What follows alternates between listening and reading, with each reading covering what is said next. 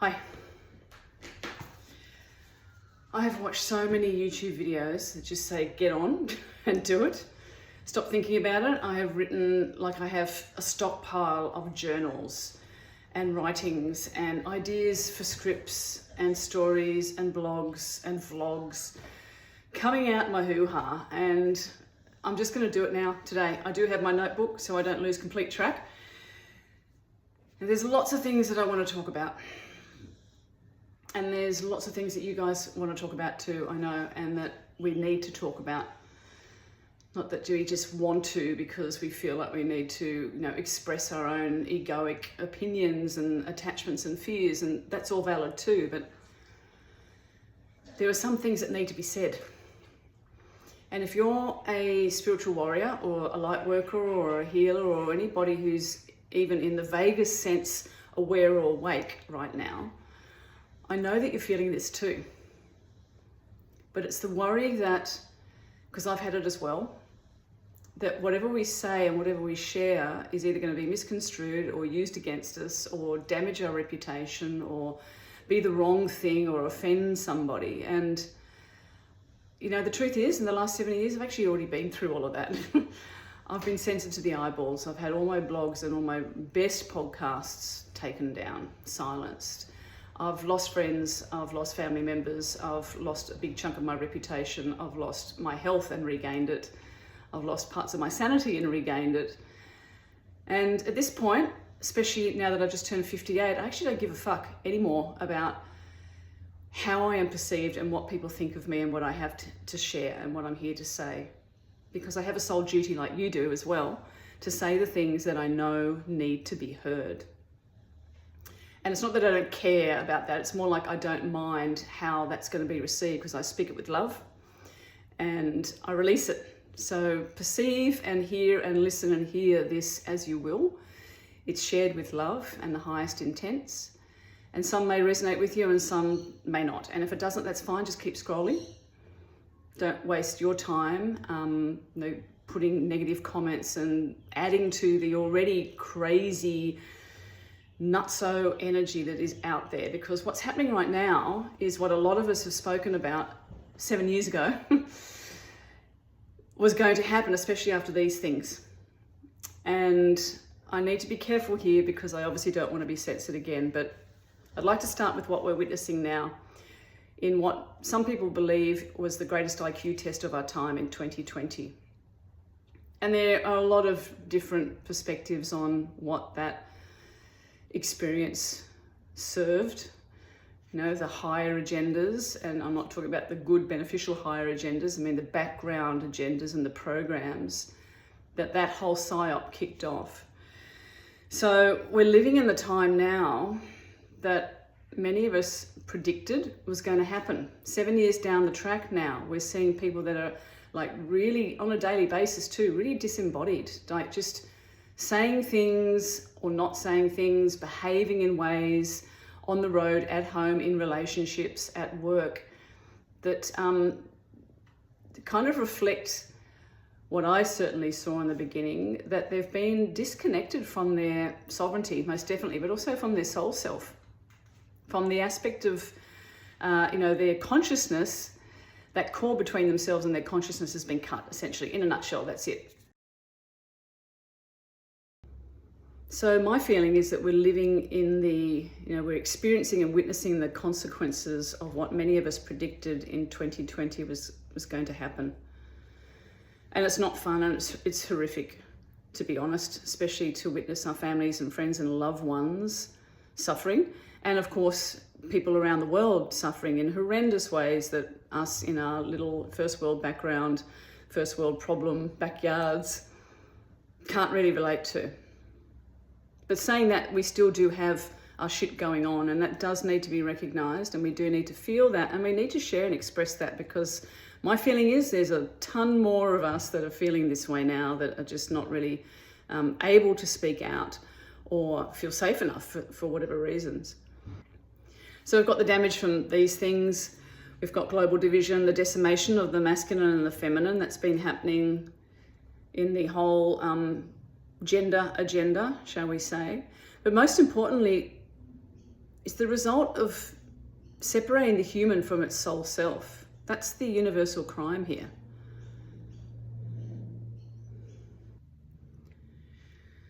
And that was always the plan.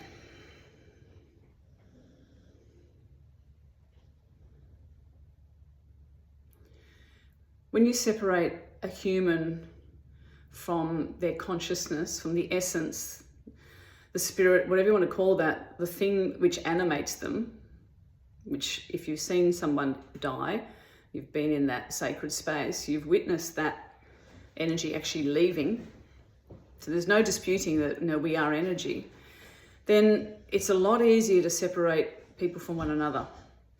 And we know that a big part of the whole agenda has been to decimate and destroy the traditional family unit. So what I'm witnessing and what I'm also experiencing is a fracturing in the lineage. And we're all experiencing that in different ways. And when the whole, you know, viral thing came out, my first response, my first intuitive gut feeling was that it was spellcraft, that there were occult entities quite literally being woven into whatever this thing was that they, you know, put up with pictures looking at spike proteins and looking all very ghastly and scary. That there was a frequency woven into that affected the consciousness of humans, and the ones that were vulnerable to that were still living in fear, that believed in the stories, the narratives, the science, the germ theories, etc. Then they resonated with that, so they picked it up and they got it. And the same thing with these things as well. There's been layers, multiple layers, for centuries that we can't even possibly maybe even comprehend right now, that's been infused into these products to create, to manifest, to bring about the very situations that they want, you know, the chaotic state of mind, state of being, state of experience and living across the globe. So just as we get close to uniting and becoming, you know, connected and more compassionate with one another and helping one another, building our communities, then this all ramps up. I mean, that's what they've always done for centuries, of course. So when you are able to convince people that nature is a scary thing, you know, that they should be worried about how they're going to be affected by, for example, taking natural remedies, exposing themselves to things that don't have, you know, the scientific backup, which quietly they do anyway, have for centuries, but just not in the way that, in the packaging that people are used to, then it's very easy to manipulate the individual's fear of death, because that's what everything comes down to. In my experience and my feeling is that it's the fear of death. And death, obviously physical death, but also emotional, mental, energetic, psychological death, just the concept of endings and things changing. And the one thing that is constant in this life is change. So all of that combined brings about an ever-growing, daily growing sense of societal chaos. And we're at that precipice now. And I'd love to hear your thoughts. If you write yes or whatever you want to write in the comments, share what your experience and your feelings are now around this as I go. Because for me, what I'm witnessing and experiencing, the biggest proof of all the stuff that we were warning others about 7 years ago is the fracturing of the family unit. Like, we're seeing the effect of those divisive conversations, of what happens when our loved ones took these, sometimes multiple these, still believe in the politicians and all the climate narratives, and still don't think that there are bad forces in the world that want to harm them. And I get that. It's not a nice thing to admit. It's not a nice thing to realize that your fellow man wants to destroy you, essentially, that wants to take advantage of you. I mean, we've known that there have been nasty people in the world for a long, long time. But when you dig deeper and you go into, you know, the different expressions of this energetic, this frequency, and this type of consciousness, this blocked dark kind of consciousness, then you realize that they're also being manipulated, and they have made contracts, all sorts of kinds, with an even smaller group of dark entities. So I totally appreciate that when you speak about these sorts of things to people that have never heard it before, that they think you're completely cuckoo. I get that. There are some things that even I hear myself saying, and I share with my students and my clients and my good friends, where we sort of look at each other and go, that sounded a little bit woo, but you've got to go with the feeling in your heart. Because again, we've all been programmed to fear nature and our own psychic abilities and our own telepathic skills as well. So when we start to, it's like baby steps, when we start to reconnect with that wisdom and that knowing in our bodies, it can sound unfamiliar, it can feel unfamiliar, it can make us doubt ourselves. And what I really love you to get from this video, if you get anything useful, hopefully you do, is that you've got to stop doubting your own power. Like, sovereignty is at the base of all of this, not just what's been happening in the last 7 years, like everything since we've either got spat back out here through the reincarnation loosh, or we chose to come back in, or it's a mix of both of those. You make up your own mind. So the timelines have been splitting in our lineages. And I don't know whether that's fixable. I don't know whether it's our job to fix that. I don't know. I can't confirm, that that's actually happening. That's my feeling of that. But I would like to feel, and I'd like to believe, that if and when timelines do split, when families do fracture in this way, it's like the umbilical cord that's separating the mother from the baby. When that tissue and that membrane ruptures, that there's always going to be the potential for healing, for unifying sometime down the track. I don't know what that looks like. It's just a nice, it's a happier and just more loving and compassionate space for me to occupy in my mind, especially when I witness, like you guys do, all the crazy stuff that's going on around the world. So if that works for you, great. Just hold that higher space, that at some point, it could be squillions of millennia down the track, that those cords and those rifts, those relationships will be mended. Because everything's temporary, as I said before, everything's about change. So we can hypothesize about what we think is happening, but we don't really know for sure. But the thing is that you can't reason with a disembodied human. It's like trying to have a conversation with a narcissist or a bipolar person. Like, it's just not possible to be rational and reasonable with someone who has had that cord cut within themselves, where that umbilical cord between their higher self and their human self has gone, is fractured. And that's something that I saw in the very beginning of all of this in 2020, and it really freaked me out in the beginning, because I was seeing people walk down the street, and this is even before these things were, had come on to the market. It was just the whole, viral thing. I was seeing people's consciousness like a little bubble attached to a cord that was really thin and frail, and it was like this energy, this dynamic, this aspect of them was actually hovering around their body in a sense of confusion. And the humans just kept going along and doing their daily things, completely unbeknownst to them that this is what was happening. And I know a lot of you saw that and felt that as well. Again, please share your experiences in the comments, because this is the stuff that once you see, you can't unsee it. And it's the thing of nightmares, especially when it's loved ones. So coming full circle from speaking out and being the activist and putting my head on the chopping block, essentially, now I've come to the realization that, and I always had it before, but now it's really embodied, is that we can't save anybody. You're not here to save anybody. You're not even really here to save yourself. You're here to embody, reclaim yourself. And that's where all these programs, the religious programs and the New Cage programs, I'll get to those in a minute, that's where they come in, and then they start to manipulate us, because we're in a state of vulnerability when we're disconnected, and we kind of grasp at straws. where something might feel good temporarily. We get that quick sort of dopamine hit.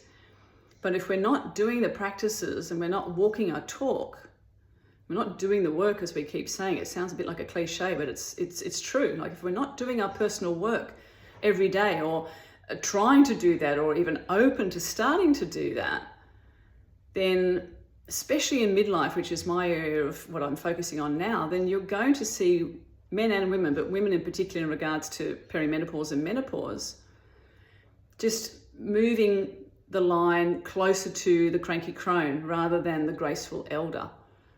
And I had to work on that myself a few years ago when I went into perimenopause. It was really confronting, and it was like, okay, well, I can make a choice here now. I can either follow on in the same wounded vein as my family, as the women in my family in particular, and hold on to that wounding and that resentment and that spite and just that story, that narrative that I'd grown up with. Or I could choose to alchemize it and shift it, knowing, as you probably do as well, that in my family, that's kind of my job. I do put my hand up for that. I do admit that one. And crikey, next time, note to self, don't do that again. Or maybe I will, who knows. But my point is that sovereignty is the only way through now. We can't save anybody else. It's not our job to do that. Because everyone needs to make their own mistakes. We've all had to make our own mistakes. We're going to continue to make our own mistakes. That's how we learn. That's how we grow. And some people are more open to that than others. And that's fine as well, because everybody, a good friend of mine said this years ago to me, it's like everyone's going to get what they came here for in some way. And that's not our business. And he was right. We don't know what's going on in the psyche of somebody, even if we know them really well, even if they're our partner of 50 years or 30, 40, 50 years, even if they're our child, even if they're our parent. Half the time we don't even know ourselves. So how can we assume to know what somebody else is really thinking and experiencing and how they're interpreting all the information, all the crazy stuff that's going on around the world right now? We can't. So that's beyond our control. So we love them and we let them go. We love them and we let them do them. And we keep doing us. And that's sad. And that involves a grieving process for us, where we have to find that fine line for ourselves between staying engaged and connected and in that compassionate space, and yet having strong, firm boundaries so we don't get caught up in the drama, or we don't let ourselves, take ourselves for another little, graceful run around the garden, like on a goose chase, basically, in our heads, where we're sort of living in denial and we're deflecting and pretending that everything's okay, or we're pretending that we're actually evolving and doing the work. That's a fine line, as I said. So stepping into your role as the custodian of truth and love in your family right now is really important. That's what I'm getting anyway, and I'd love to hear your thoughts. Because it's not like we're running out of time, because we know that time doesn't exist in all those stories, but it's like we kind of are running out of time in, the space is getting more and more pressurized. You can feel it. They're ramping up stuff, again, as I said before, because we're awakening and we're starting to come, to our senses, quite literally. So that leads me to the New Age movement, the New Cage movement, as a lot of people call it. And the New Age and religion is a really interesting topic. And obviously controversial too. They're both psyops. They're both different, but they do share a lot of similarities because they're both psychological operations, psyops. And I'll tell you a story. It was 2021, 22. And while I was researching and doing my podcast and interviewing some amazing people around the world about all sorts of things, I decided to read the Bible. Because my reasoning was, well, if I'm refuting and I'm rejecting the Bible or the scriptures and a lot of aspects of it, and yet still there was a part of me that was like, no, Jesus did exist, he was a cool dude, but I don't agree with the stories or the church and all that sort of stuff, which a lot of you don't as well. then I kind of need to know what I'm talking about. So I read the Bible, and I bought this beautiful leather bound, like I wanted to make the actual book that I had like inviting, so I would be encouraged to read it. So I bought this beautiful bound version of it, and I read it, and it took me a few months, and it was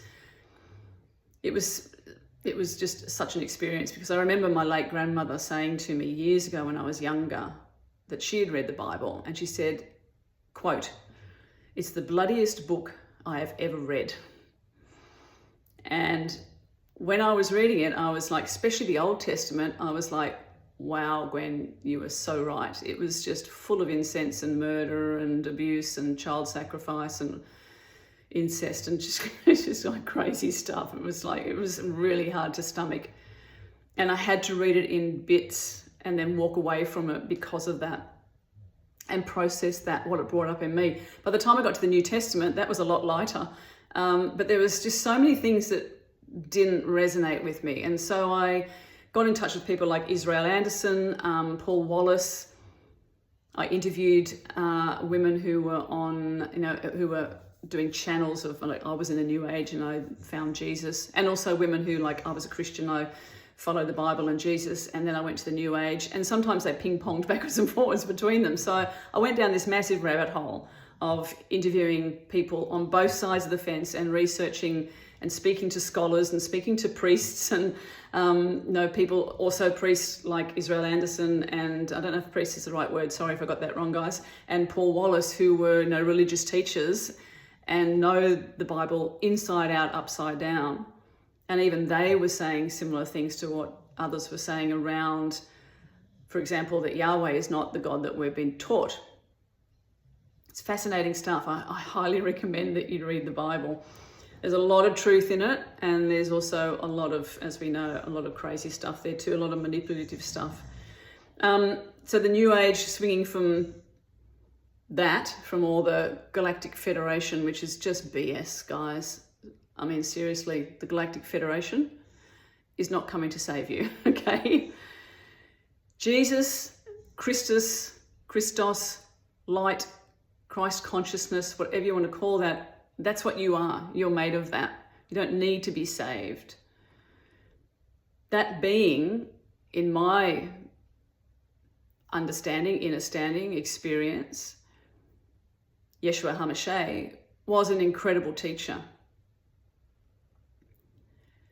A beautiful soul who basically came here, however he came here, whatever that actual, conception story really is, to try and help humanity, try and wake us the fuck up, like to get us to think for ourselves and to recognize that we've been outsourcing our authority for way too long. And that ties into all the stuff in the last 7 years. It's all about outsourcing your authority. First of all, when we're young, obviously to our parents, of course, because they're our teachers and they're our leaders and they're our role models and they're our parents.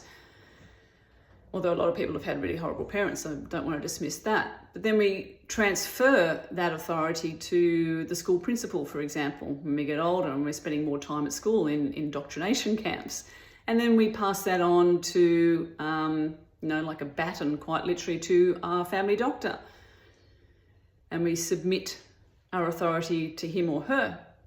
And then the stories go on, and we go to university and the deans and all that sort of stuff. So it's a constant passing of the baton of your own sovereign authority to people who actually don't deserve it.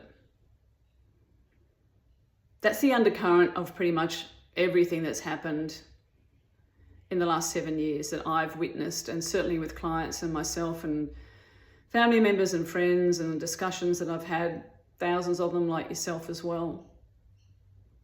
That if people don't have that sense of, like, they're clinging to a false identity of, like, this is who I am, I'm a mother, I'm a teacher, I'm a this, I'm a that, and missing connecting with the actual essence of who they are, like a belief. And that ties into the fear of death as well, that they are a being that will go on after this experience. Then they're going to be a lot more easily manipulated. They're going to automatically gravitate towards somebody outside of myself to tell me what to do and how to think, how to be. And we're seeing that not just in the New Age movement, but also in the religious movement. And there's quite a few New Agers now who are talking about Jesus and bringing that dialogue into their Galactic Federation type of, Metatron meditations. No, that's their business. That's fine. But for me, even yoga is infiltrated. There's a lot of beautiful things in yoga. I've been a yoga teacher for 27 years. I love it. It's great. It's been really helpful. It's changed my life. It's not everything in my life. And witnessing a lot of teachers in recent years, especially the ones that were really quite vile, to be honest, attacking people like myself and probably you as well for speaking truth and for maybe just trying to nudge people towards some new information. One thing that I saw, which was huge in the global yoga influencer celebrity faction, was the manipulation of the principles, the yamas and the niyamas, particularly the main one, ahimsa, which is all about non-violence to self, to other beings, to all sentient creatures. And it was the flipping, the inversion of the dialogue of to take this thing, for example, is an act of ahimsa, of non-violence to yourself, because you are protecting yourself from the boogeyman, the invisible viral thing. And that just astounded me. I was just like, hang on a minute, reverse. My brain couldn't compute that for a few moments, because it was like, really? That really showed me that there's a lot more people in the spiritual community and certainly the yoga community that, let's just say, might need to re-look at how they're doing their pineal activations, because if that's what you're seeing and that's your highest vision, that's a bit concerning. So here's the thing. You don't need anyone's permission. No one's. You are that being that in all the scriptures, across all cultures, is referred to as, infinite light source, indestructible. And when you embody that knowing, then the fear that somebody else can do anything to you dissolves, because you realize that everything on this plane, at least, is an offer, and that you don't have to say yes all the time. You can actually say no. Sometimes you will want to say yes, obviously, but it depends what that is. So my point being that you have your own inner authority, and you need to start trusting that and exercising that as well. That's the next step, because consciousness is great to be aware and embodied, but if you're not going to do anything with that, if you're not going to show others or lead by example with no attachment, just be an example of what it is to live in one's truth without fear, and actually enjoy this whole human experience, then what's the point? I mean, we are communal beings. We are communal animals. We're here to nurture and nourish and serve one another, and to make sure that we behave like the custodians that we are of this beautiful planet. And yes, there are lots of grids and implants and all sorts of crazy shit going on, and they have been layered and layered and layered over this beautiful Gaia being for a long time. But the essence is what I'm talking about, is that deep knowing in your heart, in your gut, in your womb, in your belly, in your roots, that there's more than this, and that you're more than this as well. So the whole thing for me hinges on all the crazy and the fuckery, as I call it in the last couple of years. It hinges on whether you believe that you deserve the life that you believe you deserve. And if you recognize and are willing to embody the sovereign being that you actually are. Because nothing's real here. It is and it isn't. And it's the realm that we're working with, and it's the duality and all the stuff. And I don't buy into, I'm sorry if anyone gets offended, I don't buy into the whole, we came here to learn lessons bullshit. A lot of those gurus, the yoga gurus and the healing gurus and the self-help gurus and the spiritual teachers, etc., and the influencers were all taking this and all pushing those narratives,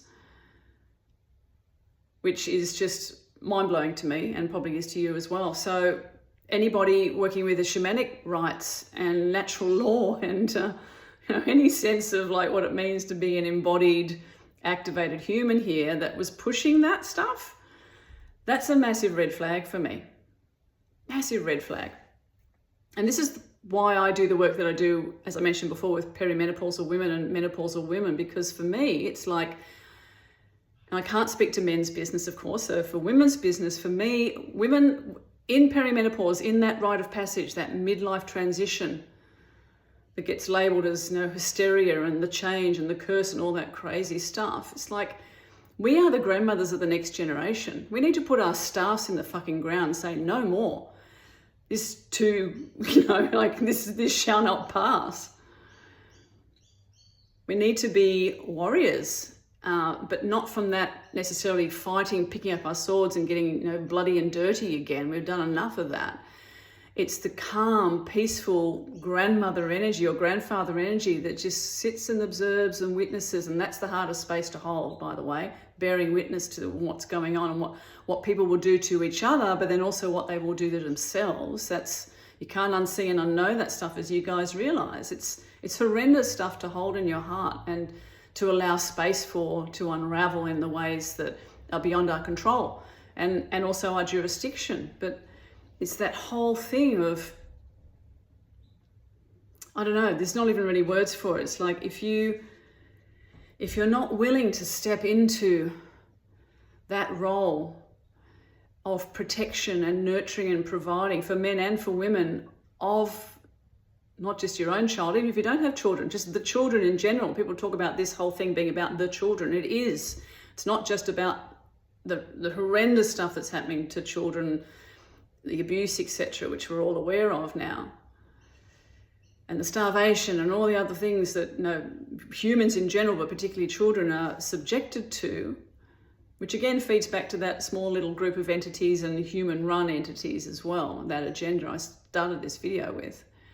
Then what is the point? What is the purpose of us being here? Because the children are the future and they are our blood and bone and they are the custodians of the next generation. So as women in midlife, that's our role, is to step up and to hold the wisdom and to create the containers and to share that knowledge, because it's, what good is knowledge if you can't share it? Like, you just have all this stuff going on in your brain and you can become very egotistical and obviously very separated from yourself and then other people. So you learn something, share it with somebody else to help them. That's the whole point of being a teacher. I mean, my dad was an academic for like 35, 40 years. Sorry. It's just coming out now, I need to share this. But he passed away 6 months ago. And I've just had my first birthday without him in June, early June. And he was just the quintessential grandfather and father and also teacher as an academic. It was just, that was his whole ethos, was just like, learn something and share it. Empower your students so they can become better than you. Like more wise, and they can take the work forwards and they can create and expand and innovate. And that was his whole thing. He was a professor of manufacturing management, started off as an architect, and just an amazing soul. And I can feel him here now. And yes, I'm still in the grieving process. I will be for the rest of my life. I know those of you who have lost parents, when you lose the patriarch in the family especially, it's the glue of the family. And I think for me, in my experience now too, this is exacerbating the fracturing that's happening in my particular situation as well. But my point is that, without the men and the women in the families, in our families, that have that deep knowing, and they just sit and they observe and they just say the right thing at the right time and they don't compromise. They've had enough trauma in their lives.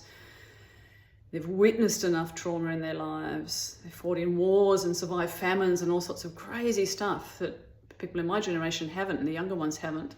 Although, what we're going through now is possibly our version of that too in this time and space. But they just have this knowing and this acceptance as well, especially towards the end, of their lives, where it's like they're really starting to contemplate, what's next? Where do we go from here? And what legacy? That was a huge thing with Dad. What legacy can I leave? And it's a big thing with me. It's one of the biggest imprints that he's left in my heart, is what legacy do I want to leave? And for me also, I take that to another layer of like, it's the legacy that I'm leaving right now. I don't need to die to leave a legacy. I am leaving my legacy now. This video is part of my legacy. The energy that I'm sharing and the words, if they land for you, this is part of my legacy and may become part of yours or may not. I'm not attached to that. It's just, we're all doing that in our own ways, and it's like, that's why perimenopause and menopause is so important, and I'm so passionate about it because of my own experiences going through what I did with Dad, Mum with dementia now in a home, which I'm really not happy about. Nursing Dad to his death here at home and being in that carer role and going through perimenopause at the same time. It was just an experience. It's another video. I'll share that in another video. But it's the realization too, when you get to a certain age where you go, right, this is all about me. This is about me taking responsibility for my own self-healing. And that self-healing really is sovereignty in action. As I said before, if you reach a certain age and you reach that midlife precipice, cross that threshold, birth is another one, and midlife is another form of birthing as well. And waking up is another form of birthing as well. But self-healing is your birthright. It really is. The catch is that you have to take responsibility for yourself and all your decisions and all your actions. And there's a lot of people that aren't willing to do that. And I get that too, and you probably get that as well when you witness people that they've spent their whole lives packing away so much trauma and so much shit and their voice and what they really want to say and what they really wanted to do, and self-sacrificing themselves. And I can relate to aspects of that throughout my life as well, and sabotaging themselves.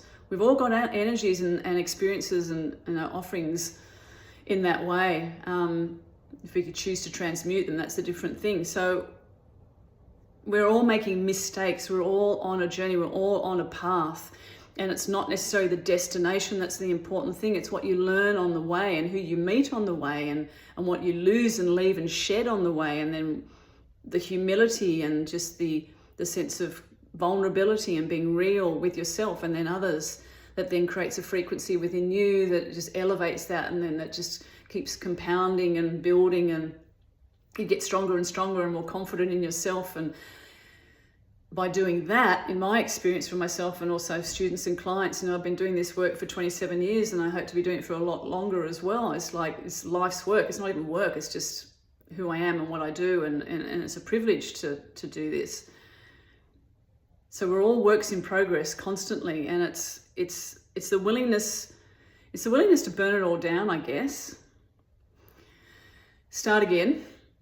Or burn parts of it down, but it's detachment. It's discernment and detachment, and just moving between those two energies and dynamics constantly, until you reach a point, or you have reached a point when you're doing that, certainly before that, where you're just not willing to continue living a lie anymore. Where your body's actually saying, look, I'm really unwell. I can't do this. I can't digest. I can't process. I can't sleep. I can't whatever. My menstrual cycle's out of whack. My relationships are fucked. I don't eat. I've got eating disorders. Whatever it is for us, these things that compound when we keep packing away more of our true selves over time. It's like we will all reach a point where we recognize that we're not living, that we're just existing. And you will have to reach that point for yourself, as I have had to, and I will continue to reach precipices like that, I'm sure, as more things change in the world and as I keep changing and evolving too. That's how it should be. But you've got to find a line in the sand for yourself and then stop erasing it and then redrawing it in the sand, then like going a bit further and then, oh, fuck it, and then just rub it out again and keep going and expanding yourself. It's almost like you're becoming like this elastic band that is just losing its elasticity and its capacity to keep containing itself. At some point, you have to just literally say, okay, well, this is my field, this is my boundary, this is what I am here to work with, this is what I am, this is what I stand for, in your own dialogue with that as well. And I'm not willing to compromise that. It's like, I suppose, it's like the spiritual toolkit of what your non-negotiables are. We say that in relationships, like that's a non-negotiable for me, like in spiritual languaging. Yeah, I hope that makes sense. So as I said before, over the last 7 years, I have interviewed some amazing people, and it's been such a privilege, and that was part of my waking up journey. It was all fascinating. I learned a lot. I unlearned a lot. I lost a lot. And I'm still unpacking and discovering and finding out more about myself and more about the world, and realizing that the more I know, in here at least, the less I know. You'll probably be able to relate to that. And it's all about this. It's about dropping this into here, into the heart space. So I'm not afraid of that, and I never have been afraid of that. I've always been like what I call the light sheep in my family. It gets bastardized into the black sheep. But I've always been the one that will like point to the elephant in the room, or that will make a big kerfuffle about something if I really feel that it's a complete violation of, of people's truth or of universal law. That's just been me. I've always spoken to fairies in the garden and spoken to animals and just had that deep connection. So if that's you, welcome to my channel.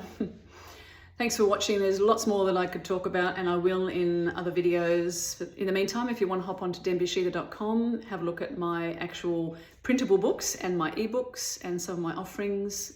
Reach out for a call if you want to, if you've got some questions, or just to connect. I'd love to hear from you. And yeah, take it easy, stay in here, stay in your lane, keep doing you, and keep holding the space as best as you can in each moment for everybody else to keep doing the same, and holding that higher frequency and vibration, that container for yourself, for your truth, because you deserve everything that your heart tells you that you deserve and desire. That's actually your birthright. You are a sovereign living man or sovereign living woman. There's no such thing as a sovereign citizen. That's a complete inversion and tautology. Actually, I don't even know if it's a tautology, that's the right word, but it's a complete fuckery of what it means to be a spirit in a human form in this lifetime. You're a living man or woman. You're a sovereign being. Put your crown on, wear it with pride. I'll see you soon. Bye.